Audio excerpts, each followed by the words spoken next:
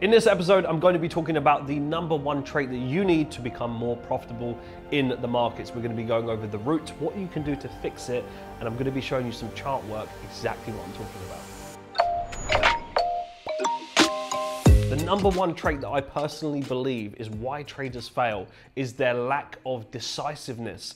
They lack that decisiveness, they can't make decisions, and it stops them from being profitable in the markets. What I really want to talk about is how you can become more of a decisive, profitable trader, the root of it, and how we can fix those things. So I really want to start there. First and foremost, remember one thing: you are a reflection of the markets. So how you trade the markets is a reflection of you. So you need to think about, if these are the traits of successful traders, how do you become that individual? What do you need to work on? What traits do you already have? And what traits do you need to lose? So when you think about it like that, if we can all agree that successful traders, they have something in common. They're very decisive. They can make quick decisions. Now, you are a reflection of what you do daily. So for example, if you lack consistency in your life, chances are you'll lack consistency in trading. You can't have one without the other. For example, let's say you're looking for consistency in the markets. Yes, you have no consistency in your life, no consistency in a morning routine or an evening routine, no consistency in structure in your life, no consistency in fitness, in food, you name it, the list goes on and on, relationships. If there is a lack of consistency there, how on earth do you think that that is going to creep into your trading? So when you start thinking about it from a different perspective, that what you do outside of trading will affect what you do inside in trading. How do you become a more decisive person? You start there. How many times have many of you felt like that you struggle to make a decision on something really, really simple? And I'm talking about just what to eat. You're looking for a menu. You might be at a restaurant, for example. You're looking through the menu and you're thinking, right, what do I want here? Well, I'm not too sure.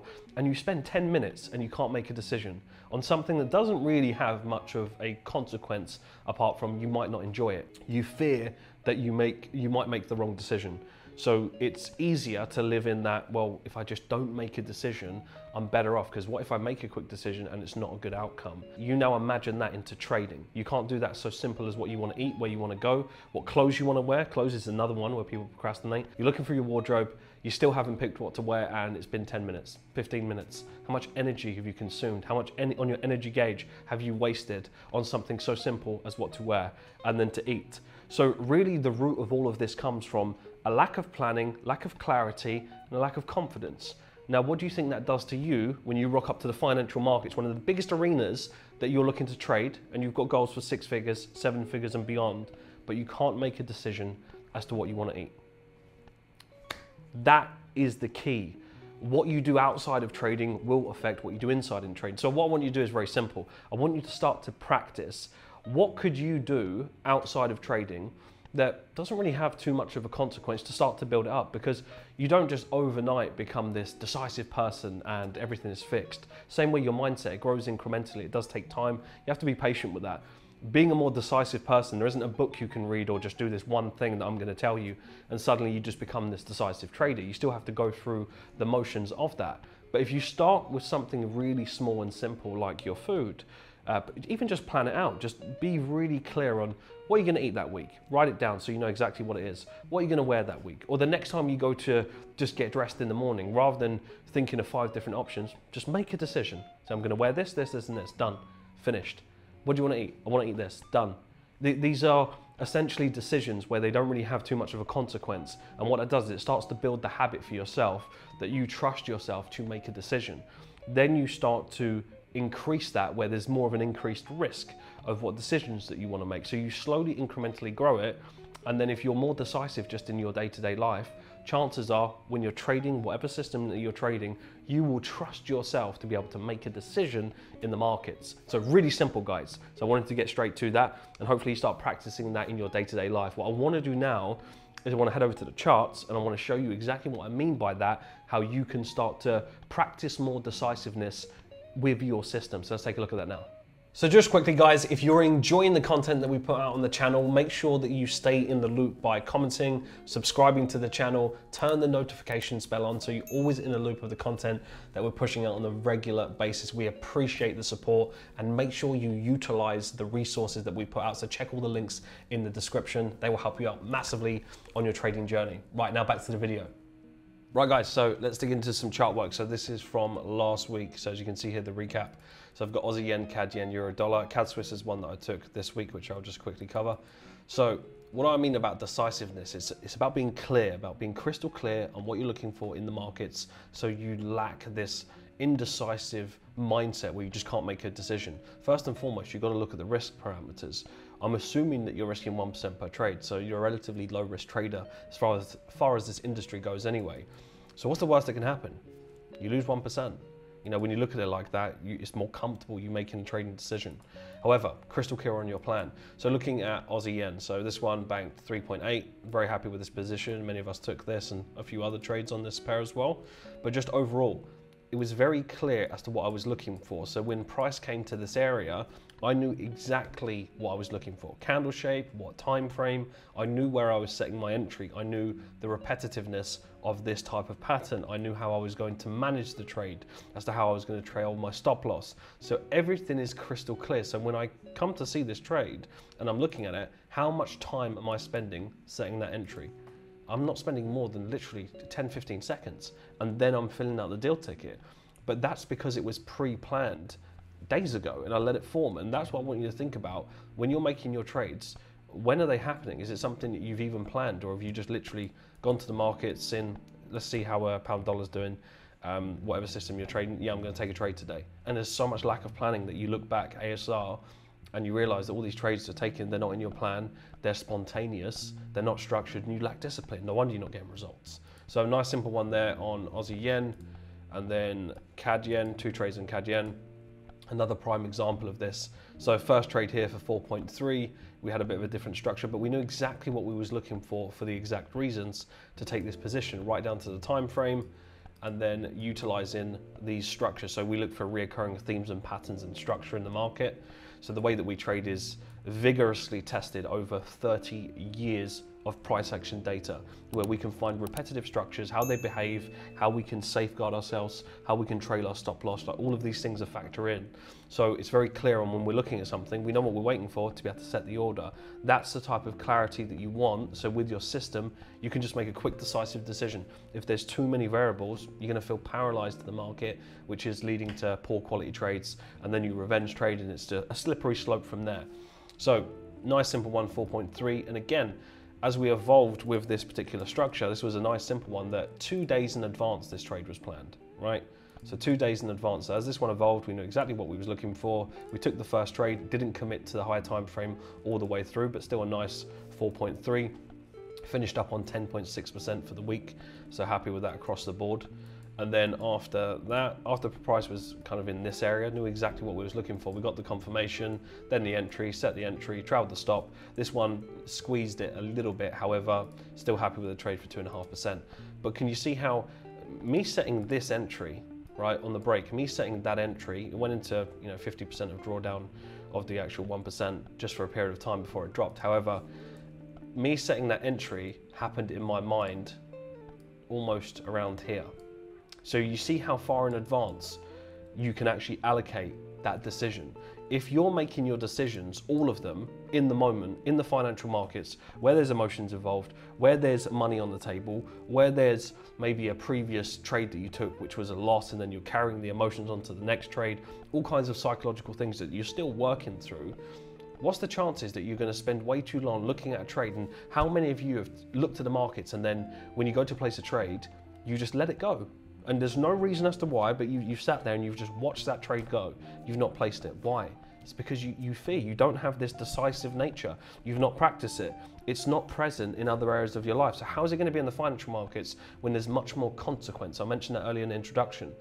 Your decisiveness comes from the level of consequence attached to your decisions. So you start off small where there's not too much consequence, and you slowly build it up. And before you know it, you'll look at the markets, however you're trading, and you'll be able to make just a clear crystal decision. And then your confidence will improve. And as that compounds, it just goes on to the next trade and the next trade, etc. So nice simple ones there. And then euro dollar, again, way in advance, we was looking for this trade. So for those of you that are at Falcon, you know exactly why we was looking at this trade, but there's a very important possible reason as to why that we could have gone from here to the upside, but there was a very clear clue as to what the price action gave us here. As we missed that low, the price can easily come back in. So then naturally, I wanted to be more clear on my management, right? Being more decisive. So did you see how my decisiveness to manage this particular trade came from what price action showed me here? So I already knew that way in advance. So then I don't have to think, I already know what I'm going to do before it's even happened. That is how you have decisiveness. So with this particular trade, it just turned out to be a break even in the end overall, but it could have gone very easily. I know exactly what I was looking for. We planned it in advance, spoke about it in the webinar, executed on it, and then this one, I stayed in by literally just a pip, and it was very close to then carrying on, but then we come back down, break even, it's fine. And then we had this, which we were looking for this week for the sell-off. So price action is just doing its thing as normal. And we're looking to see if euro dollar comes all the way back down to tag that low, break that before we move back to the upside. So we'll see on that one. But the whole point is that the picture is very clear as to what I need to do. CAD Swiss, for example, this was actually a 1% loss this week. However, if you look at this as a whole, right, why was we looking at this position? Well, this position was planned way in advance. This position was planned after this candle here. So after we had pushed back into the market, there was original entry as well. I wasn't involved in that position because I didn't have it on watch that week, but this is what we're looking for every single time. It's so systematic. So when we go to the 1 hour chart, this entry was planned. This one I was tagged in, as you can see, just very so slightly, taken out, and then I got taken out from the wick for the 1%. But again, the amount of trades I've taken like this that have banked 4%, 5%, 7%, and so on, I've lost count. Right, you can find so many variations of it. But at the same time, if I remove this, and this is where the decisiveness comes in, I'm decisive to not make another trading decision. So there's two sides to it. There's being decisive when you execute on a trade, and then there's being decisive on when you see another entry that you don't trace it. For example, a lot of people that would be emotional, they would see something like this, they'll then get involved again. Then it goes up, tags them out for a loss, they chase it again, they try and get involved in it again. They're chasing their tail. Where what I looked at it as that this has invalidated my entry, I've taken a 1% loss, this trade idea, it no longer exists. So I'm waiting for something else. And what am I waiting for? Well, I'm waiting for price to come back towards that high, which is exactly where we're at. And then I need the price to do something before I actually look to get my entry. Once I've got my entry, I'll trade that. And I already know, based off of this structure, if I'm tagged into that position at the low, how I want to manage it in case we move back. And then I know where my re-entry plan is. So before this has even happened, I'm looking at it. And if it doesn't happen, no trade. If price just carries on and it breaks out to the upside, we'll wait for something completely different. But it's about being decisive on what you're not going to do, as well as what you are going to do. Because remember, once you take a loss or even a break even, and let's say you take a break even and price carries on in your direction, so your analysis is right, and then your ego is bruised because you feel like now the market owes you 10%, which it doesn't, then you start making poor decisions, and the quality of your trades seem to decrease after each particular one. Let's factor in 3 losses in a row. Well, then naturally after that, your losses, your quality of your trades just goes down and down and down, which is why it's a slippery slope and a downward spiral to just blowing your account, which is why these statistics exist. So I do believe that decisiveness in the markets is something that needs to be practiced, but it can't just be practiced on the charts. It has to be practiced in other areas. You can't have one without the other. You can't be this think about it. You can't be this indecisive individual in your day-to-day life with everything that you do, yet you think you can just walk into the charts, trade 6, 7 figures and beyond, and you can just make financial decisions. Decisiveness. What you do will be a side effect of what you do here. So what I want you to think about, to kind of wrap this up, guys, is think about the important traits that you want to really grow into to become a successful trader, whether that be a decisive person, whether that be very organized and structured, whether that be consistency. So consistency is a state of mind. So if you become a consistent person, consistency will naturally rub off on your trading. So you got to think about, what do you do out of all of that?